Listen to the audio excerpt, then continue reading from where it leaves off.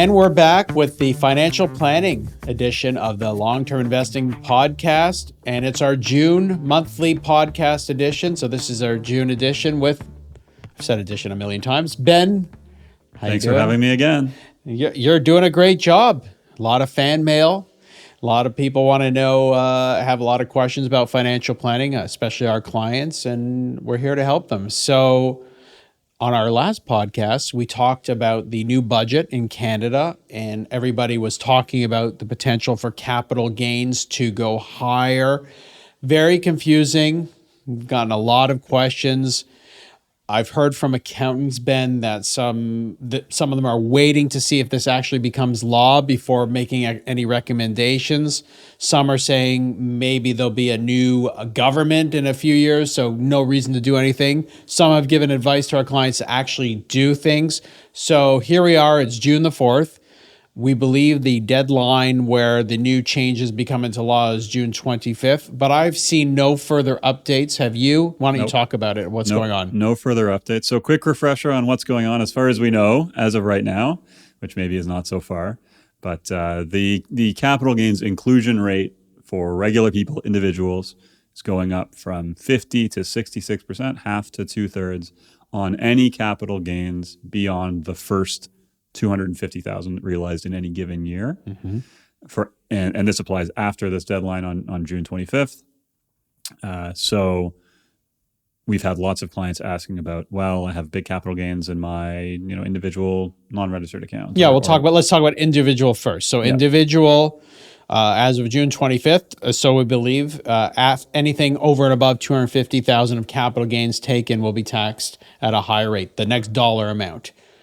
I've been telling clients, Benjamin, that it's pretty rare for Baskin to take $250,000 of capital gains in 1 year. And if you have a joint investment account, let's say with your spouse, that would mean each of you gets the $250,000 of capital gains. So that would be highly unlikely that we would ever take that much in capital gains. Yeah, I mean, to begin with, you have to have in a joint account, as you say, $500,000 of unrealized capital gains, which is a lot to begin with. Yeah. And of course, that doesn't include your other accounts, your RSPs, your TFSAs, et cetera. Mm-hmm. So not a lot of people, there was kind of talk, we talked about this last week, about the government says, it's less than 0.2% of people being affected in a given year, which maybe is true. Mm-hmm. Of course, that probably doesn't include people who have, a second home or a cottage. And, yes. They may be affected one time in their life, but still could affect them. So we've had some clients take some action. The rule of thumb we've been following is you kind of need to have a good reason to do something. Mm-hmm. Otherwise, your best course of action is do nothing. So there are a few specific situations where we have advised people to take action, of course, in conjunction with their accountants and tax professionals. And that's people, number one, who have a pretty short time horizon on their investments. This can mean maybe they're near the end of their lives. Their health isn't very good because, of course, in Canada, when you die, all of your assets are deemed to have been disposed. So you trigger a capital gain. Personally, correct. Yeah. So we have some clients in their 90s, even in their hundreds. I was just at a funeral for a 103-year-old earlier today. So people, hope he or she took capital gains before, but yeah, I hope so too. Yeah. Mm-hmm. So those people in those kinds of situations, it may end up being a benefit to them to have taken their gains now before the deadline, before the capital gains rate goes up. Mm-hmm. Or similarly, if we know clients need liquidity for something, they have a big purchase coming up, they spend a lot of money, whatever it is, but they're going to realize capital gains. But even if they might make sense to take some of them now. Even if they have a big purchase, it's still rare to take $250,000 of gains. That's not $250,000 of money that's coming out. And so, look, I haven't seen that many transactions for our clients personally, just really those that have maybe a shortened life expectancy. Yeah. That's where it really makes sense. And the whole reason to do nothing, okay? We always feel like we need to do something, but the whole reason to do nothing is if you do the math on paying tax early versus, and that's a real cost. You have to come up with the money to pay the tax on your gain that you realized. Had you left it alone and earned 7% on that money, the break even is not very long, right? Yeah, something like 3 to 5 years, and that's we kind of crunch the numbers ourselves, and we've heard from accountants who have come up with similar numbers, which seems to intuitively make sense. So look, I mean, you're writing a check, you're losing money that's no longer going to compound. Yes. So there needs to be a good reason to do it. There needs to be a good reason. And so in corporate accounts, just to reiterate, you can listen to our podcast again. As of June 25th, every capital gain realizes tax at the higher inclusion rate, whatever your tax rate is. The problem is we have not been given any clear guidance by CRA, by the government as to whether this is actually going to go through. But I don't think you can really make a bad decision if it makes sense to pay capital gains early, right? Even if this doesn't go through, you're still paying it at the lower rate today. Mm-hmm. Yep. Yeah. I mean, the only realistic situation in which this turns out really to bite you in the behind, so to speak, is number one, you pay taxes way before you would need to. Maybe you're in your 70s and you've got decades to go. Yeah, you can be hurt by the lack of compounding on what you paid, or if capital gains rates go down. Yeah, I think is I think it's very unlikely. That's not going to happen. Yeah, I don't think you can make a terrible decision either way. And if you missed a deadline, I don't think it's the end of the world. I don't think so either. You'll pay a little bit more in tax. If your portfolio ends up doing better than 7% compound, those stocks that you would have sold, then that would, and you held them for a very long period of time, it would have been a mistake to have paid tax early. So I hate paying tax early. I think pretty much everybody hates paying tax. So there really has to be a good decision. Yeah. And I think it's worth noting, even on this subject, the maximum difference this can make to your portfolio is like 7% in either direction, which is, not nothing. Obviously, you want to optimize things, do the best you can. Yeah. In almost all cases, we're talking about a couple percentage points in either direction. As you say, it's hard to really screw this up. Fair enough. So this leads into our feature discussion, which is about the tax-free savings accounts. And if indeed that capital gains rates are going up on corporate or personal, it has to make a tax-free vehicle like a tax-free savings account worth all that much more. Yep. And all the more reason why, if you've never done a TFSA, why you need to catch up and do your best to catch up very quickly. So, Ben, why don't you talk a little bit about tax-free savings accounts, our experience with some of the clients, how they've worked out, and we'll go and what people have been using them for. So I'll let you get into it. Sure. So I think it was introduced more than 15 years ago. I think 2008 was the first year. 2009, right after the great financial crisis. So yes, I think you're right. So almost exactly 15 years ago. It started at, you got $5,000 a contribution room a year. That's slowly trickled up. There was one year it was $10,000. Yeah. I think that was when the conservatives wanted re-election. But anyway, it's been basically $5,000 to $7,000 every year. It's now up to 7,000, right? It's now $7,000. I think it's 95,000 this year, if I have my numbers correct. If you've never contributed, so that's grown to a significant amount of money. I remember in the early days, it kind of felt like, it's great, you don't have to pay taxes, but it's the amount was kind of peanuts. Nowadays, it's pretty significant. At our firm, Ben, in 2009, 2010. We didn't want to open up these tax-free savings accounts for clients. It's a lot of work to open up an account where you can only put $5,000 in. Maybe we thought that another government would repeal this. It was a lot of effort, a lot of work, but we've changed our minds. These things make absolute sense now, today. Yeah. There's a huge amount of potential in them. We have clients who have been diligent about contributing to the maximum every year and keeping them invested, and they're now worth $250,000, $300,000, even more, because of wise investment. And don't forget, it's right there in the name. All that money is tax free. You need that for something. You want to give it to your kids. You want to buy a house. You want to really do anything. I think one of the beautiful things about the TFSA, and I have to say, I think it's one of the smartest things Canadian government has done in a long time. It's a fantastic program on the financial, financial planning, personal finance thing. It's completely flexible. You can use it for anything, and there's no downside. There's no downside to using it more often. There's no downside to investing it for the short term versus the medium term versus the long term. Yeah, if you use it, you do potentially interrupt compounding, tax-free compounding, which, but you can, and you kind of have that freedom. Whereas with other programs like the RSP, yeah, you can take your money out, but it's, you're going to get killed on taxes. And so it doesn't have that flexibility to it. That's right. So the TFSA is really fantastic. The only kind of catch, so to speak, is that you only start getting room the year you turn 18 or older. So if you have a kid that you want to start a TFSA for, well, they don't get room until they're 18. So the year they turn 18, the calendar year that you can make your first contribution to the TFSA. I think do they have to be 18 though? Technically, no, but you can't open accounts in Canada until you're actually 18. Okay. So the answer is yes. Okay. So if you have a 21-year-old and they've never done a TFSA, you can catch up on the years from 18, 19, 20, and 21. Put all that money, lump sum in, if you have it, and you can invest your TFSA in anything. Basically anything. Anything that you can invest in RSP in, you can invest in a TFSA. So stocks, bonds, ETFs, mutual funds, all that kind of stuff.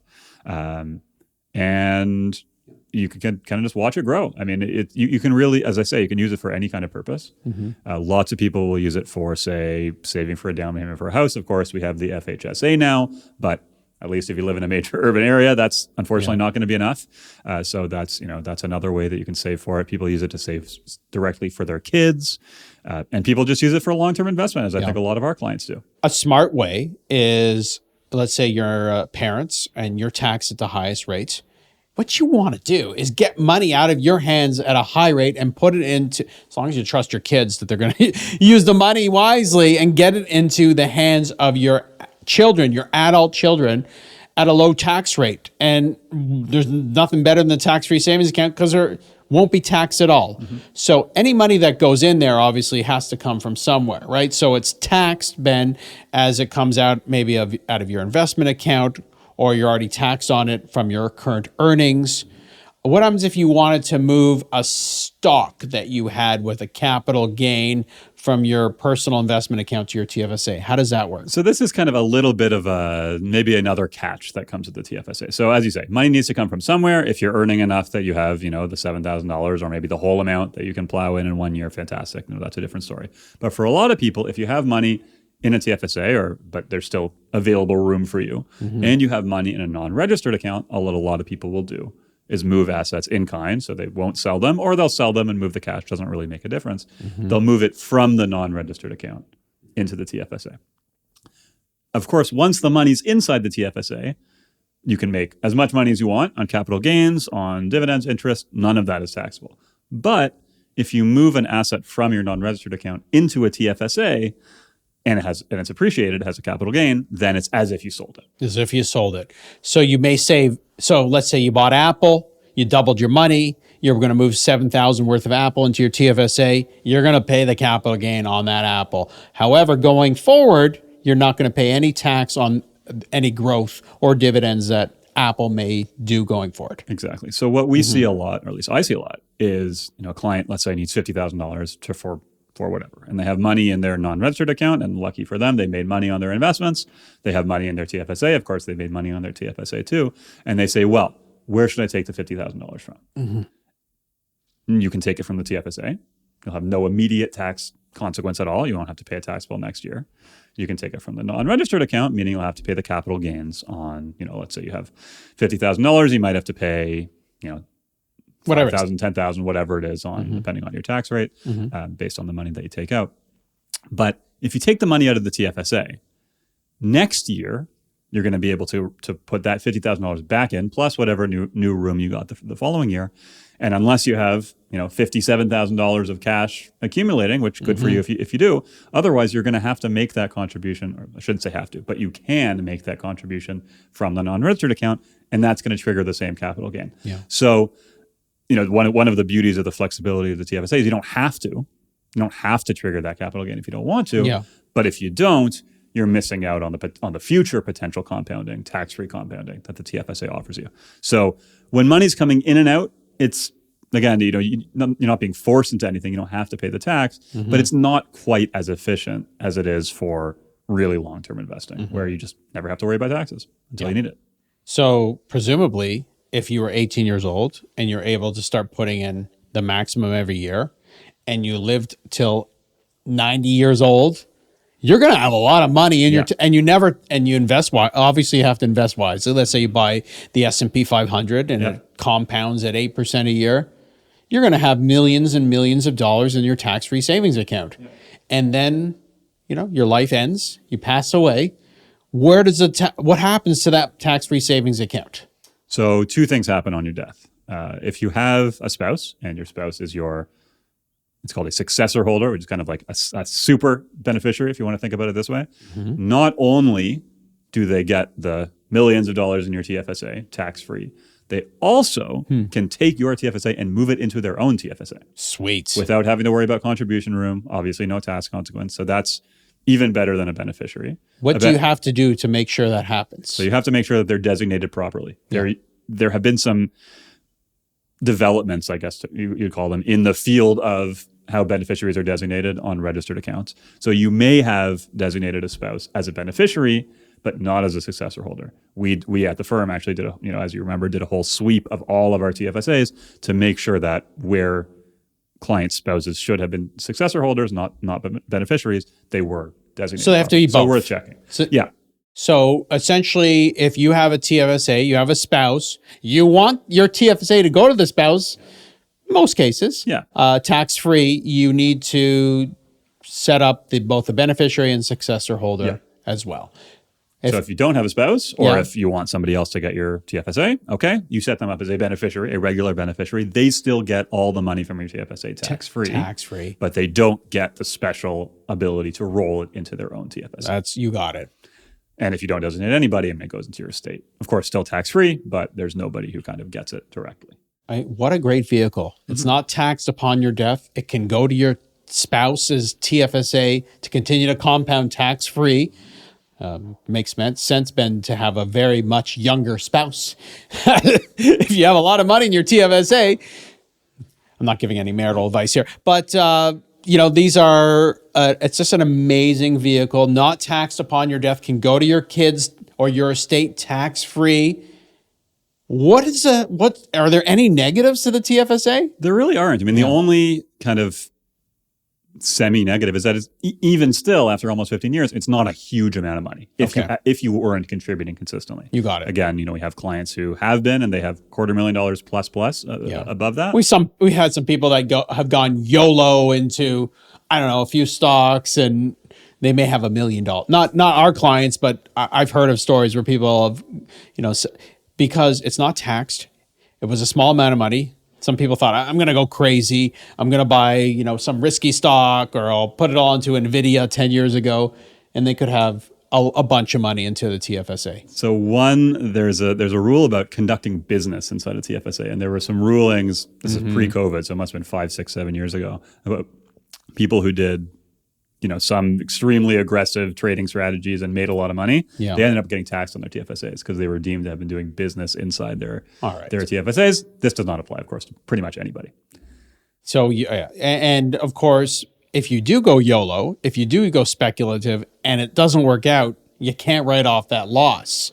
So probably makes sense to be somewhat aggressive in the TFSA. I do hear from people, I just put my TFSA at the bank and bought a GIC or a high interest savings, or I left it in cash. Don't do that. That makes no sense. You're not taking advantage of the power, the magic of compounding. The magic of compounding does not happen if you leave it in cash or buy a GIC. Sure, it may make sense based on your we're not giving advice here, but it could make sense based on your temperament or your overall assets. But one would suspect that the tax-free savings account should be invested in equities. Yeah, one kind of small niggling piece of thing that I don't really like with the TFSA is just what it's called, the tax-free savings account. I think a lot of banks have maybe capitalized on that, making it not so obvious that you can actually own all kinds of investments inside the TFSA and not kind of likening it to what we would consider a savings account. Like a checking account earns almost nothing, but you put it in your bank, it's tax-free. Doesn't really help you if you're making, bupkis on your cash. Now, one of the great benefits of the tax-free savings account, just like an RSP, is that every year you can put in more money. So you can benefit from what's called dollar cost averaging, so to speak. Not every year the stock market is up. Some years you may be putting money into the market when it's down. That actually, you want that in a vehicle where you're going to be contributing for many, many years. You kind of want, it's counterintuitive, but you want stocks to be lower when you're buying. I know we all feel good when the stocks we own go up, but when you're putting money in, you kind of want them to go down.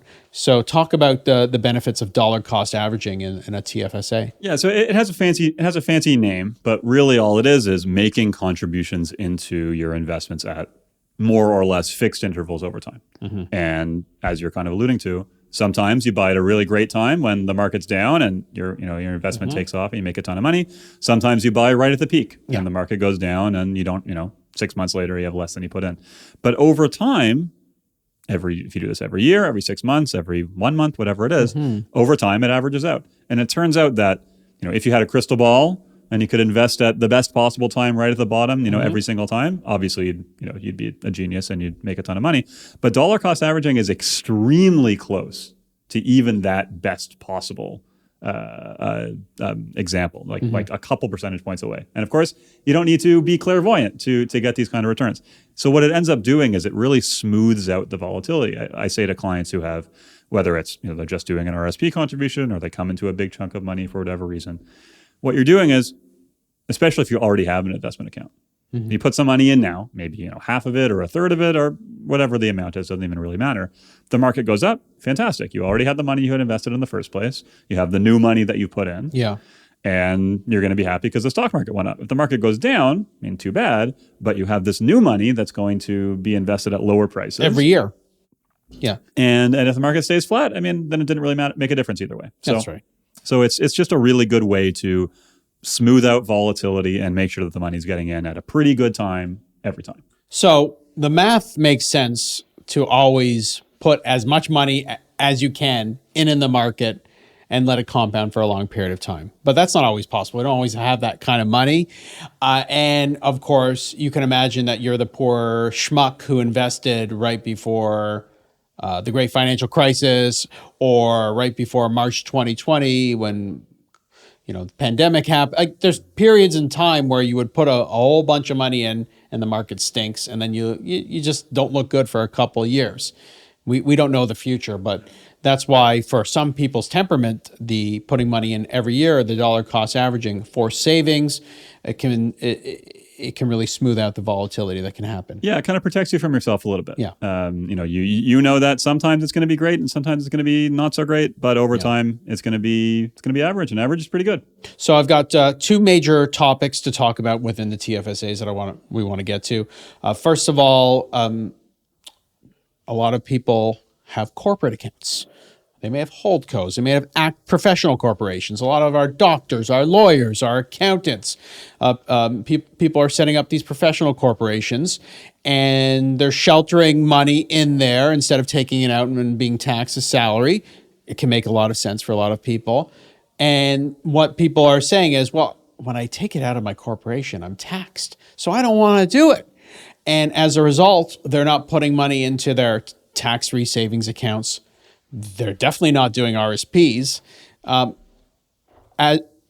Given that tax rates, capital gains rates on corporations might go up significantly starting June 25th, does it make sense for people now to not worry about taking money out of the corporation and really start building up the TFSAs going forward? So of course, this is a conversation you have with your accountants or your tax professional, but Absolutely. Clearly it's relatively more valuable than it was before. If it was pretty close before, whether you're going to do one or the other, well, now obviously the TFSA is more attractive than it was before. So it's interesting. I actually had a conversation with a client who's also an accountant yesterday, who is partly, I think, as a result of these capital gains changes, has actually started taking some more money out of his corporation. Yeah. Some of it's going into his TFSA, some into his RSP, because he had more income than he expected to last year. But yeah, absolutely. As soon as any one part of any one of these accounts changes, they become relatively more or less attractive. So absolutely, it's better than it was before. And you have to think about your age and your time horizon too. If you're in your 30s or 40s and you have lots of money in a corporate account and you've never topped up your TFSA, or you're thinking about doing TFSAs or putting money into your kids' TFSAs, the power of compounding many years of tax-free versus the capital gains rate now in corporate accounts may make a lot of sense to be more aggressive getting money out of the corporation. And we don't know what the governments will do going forward to tax corporate accounts. things change all the time. So I think that's an important thing to consider, and certainly discuss it with us, your financial advisors, as well as your accountant, if this is relevant to you. And so, Ben, I want to give some examples of, so we talked about the TFSA, so flexible. I've started to see a number of our clients, and I'm sure you have too, who now have been using the TFSA to help out their adult children with home purchases, with down payments on condos. Talk about why it's such an attractive thing, the TFSA, to use, for these type of transactions. I mean, this is a very common strategy we're seeing with a lot of people. Maybe they have $200,000, $300,000 in the TFSA, and they want to give their kids, however much they decide. Being able to take it out with no immediate tax consequences just really attractive. Yeah. And we kind of get back to the point of, they might want to replenish it in the future, and that might have a tax consequence. But again, they don't have to if they don't want to. Mm-hmm. So we're seeing lots of that, lots of helping out kids, lots of, even taking it out for things like helping with kids' education, or just a straight gift to their kids, or helping with, some other major purchase like a wedding, that kind of stuff. It just goes to show you that you got to put as much money in as you can, early as possible, because you take out that $200,000. Let's say I'm going to help my son's 20, in a few years, hopefully gets married, has whatever, wants to buy a house. Where's he going to get the money from? Where am I going to get the money from? If I take it from my personal investment account, I could be taxed for capital gains. If I take it from my corporation, well, I got to pay capital gains possibly, and then I got to pay tax on the money that comes to me. With the TFSA, I've grown it to a nice level. I can take that money out tax-free. You can gift money in Canada tax-free to your family. And then whatever I take out, I can put back in the next calendar year. Such an amazing vehicle. Fill up your tax-free savings account, please. And I would recommend that, as long as you trust your family and your kids, you start help your kids fill up their TFSAs as well, even if they don't have the money. Ultimately, if you think your kids are going to inherit your estates, your assets, why not help them out at a stage where they can grow a part of your portfolio or your estate tax-free going forward? Yeah. You want to maximize your usage of the tax advantages that you get. Yeah. They're not infinite. You don't get that many of them. Mm-hmm. So, if your kids have TFSA room and of course you trust them and you want to, it's a fantastic way to save for them and save taxes for yourself. Yeah. So it's a great vehicle. Anything else you want to add there on TFSAs or the capital gains that we missed? Yes. So one topic that I get a lot is, should I put money in my TFSA? Should I put money in my RSP? And I guess now you can add, should I put money in my FHSA? Oh my God. Now you're weighing three at the same time. We did a podcast on the FHSA, by the way. We did. Not as popular as I thought it would be. I still haven't seen clients demanding to open those accounts. So I think people are still very confused. So watch our YouTube on that, or listen to the podcast. Maybe 15 years from now, we'll be saying, they're great, and we'll be having the same conversation we are now. But when it comes to the three of those, the TFSA versus RSP discussion for me was always about, the RSP gets more valuable as your income goes up. Yeah. Because as your income goes up, the deduction that you get from contributing to your RSP, of course, gets more valuable. You get a bigger refund. So for me, it was about, what's your income now? What's your income in the future going to look like? Let's say you're a new graduate, you just finished law school. You're making a little bit of money as an articling student and as a first-year associate. Assuming you stick with law, you're probably going to make a pretty good living, a few years down the line. Mm-hmm. You're going to make multiples of what you're making in your first or second year. Exactly. Mm-hmm. So the RSP is, pretty good now, but it's going to get more and more valuable. So I say you start with the TFSA and you allow the RSP room to kind of accumulate. And then, when you're making hopefully $200,000, $300,000 a year, you put money in the RSP, you get a great big deduction, super happy. Nice. If you qualify for the FHSA, of course, that's also valuable. And if you want to own a house, which is not for everybody, then the FHSA is probably the best because you get the deduction when you put it in, but there's no tax consequence when you take it out. Mm-hmm. So if it works for you and if it matches with your plans, it's a really great program. But the FHSA you can only put in money for 5 years, right? Correct. You have so FHSA, fill that up over a 5-year period, if that makes sense. Then TFSA. And of course, you may have more cash available because, Yeah. of course, the FHSA is only $8,000 a year. Yeah. TFSA, you may have accumulated room. RSP, of course, it's dependent on your income. So I think that's also worth considering for young people as a very general rule of thumb, maybe more general than is worthwhile. But it's probably better to start with the TFSA for most young people. And but it really depends on your situation. It starts to add up, right? So imagine that you have the ability as a young person to do the FHSA, that's 8,000, the TFSA 7,000. I don't know what the amount's going to be for 2025. And then you have the RSP. Imagine if you have young kids, RESP. It's stressful, Ben. And where are you going to come up with all this money for these wonderful savings vehicles? I've had a lot of conversations with, young professionals that make good incomes. But if you have, as you say, you have multiple kids, you got TFSAs, you got, maybe you have an FHSA, maybe not, but you have RSPs, you can easily be looking at $75,000 a year just to keep up with the contribution rate. And which is great if you can do it, but not everybody can. And that doesn't include paying for lunch and your mortgage. Correct. So don't stress out too much about trying to fill these up to the best you can. You have to make it work for you. But if you are financially independent, if you do have significant cash flow, excess cash flow, you really should be looking at ways to protect your assets going forward, get the maximum government deductions as well as refunds. And there's a lot of great vehicles out there. Yeah. One more quick little tip about the TFSA. I know Rob Carrick, who's the personal finance writer for the Globe and Mail, he likes this. Mm-hmm. The TFSA doesn't work on a calendar year basis or a deadline basis like the RSP does. The RSP deadline, of course, the end of February. Yes. TFSA, you can contribute whenever you want. Just works on, you get the new room on January 1st. It accumulates forever. Do whatever you want. So a pretty popular strategy is you make your RSP contribution. Maybe it's $15,000, $20,000, whatever it is. You get your refund, and you can use part of that refund or all of that refund to go into your TFSA, and it kind of alleviates how much cash flow you need to do this. Sweet. Good idea. Final thing to say about TFSAs, though, be careful about over-contributions. We've seen clients who have lost track of how much money they've put in. Sometimes they may start as a client at, let's say, Bank of Nova Scotia or RBC, then they move their portfolio to Baskin, and everybody's lost track of how much they put into their TFSA because they don't know how much they put in. It's grown. It's a different amount now. The penalties are quite onerous. So how would you find out how much TFSA room you have? So the easiest way to do it is actually just go on the CRA website. They have actually just introduced a new way. You used to have to wait to get mailed a password for the CRA. Lord. You can now do it instantly. I haven't done it, but you log on and you can get it done within the day, which is very nice. And right on the bottom of the homepage, it says, here's your TFSA room. Here's how much contribution we have. Now, one caveat to this, which comes up every single year in January and February, is that it takes them about 2 months to update their records for contributions and withdrawals you made the previous year. Okay. So let's say that you put in, $50,000 last year.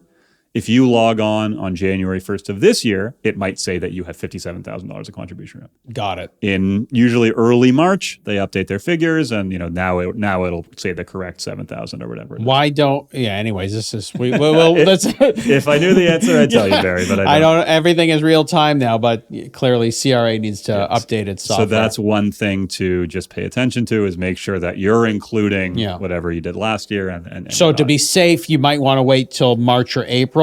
Yeah. When I tell clients who reach out, say in late February, I'm not sure how much room I have, I say just wait till, mid-March, CRA will know. I also say, just for super security, if you're a little bit unsure, take a screenshot of the CRA page. At least you can then say, if you do get hit with the penalty, well, I saw this number on this date, I had a good reason to think what I thought. We've seen, happens all the time. People get hit with overcontribution. So they claim stupidity or ignorance, and I've seen it work. Yeah. The CRA actually has a special page. It's so common with TFSAs. They have a special page on their website. How do I appeal a TFSA overcontribution penalty? Yeah. So they're encouraging you to do this. May not always work. Yeah. But you might as well. So having backup's going to help. And hopefully, if your advisor tells you the wrong amount, then that's the advisor's problem. Yeah. So. Wonderful conversation. I hope everybody appreciated our discussion again on our financial planning edition, and we'll see you back here next month to talk more fun. I think next time we'll talk about RESPs. Great. And hopefully we'll have more clarity, Benjamin, about whether these capital gains changes actually come into law. I sure hope so. Exciting stuff. We'll see. Thank you very much for joining us, and we'll see you back here real soon. Take care.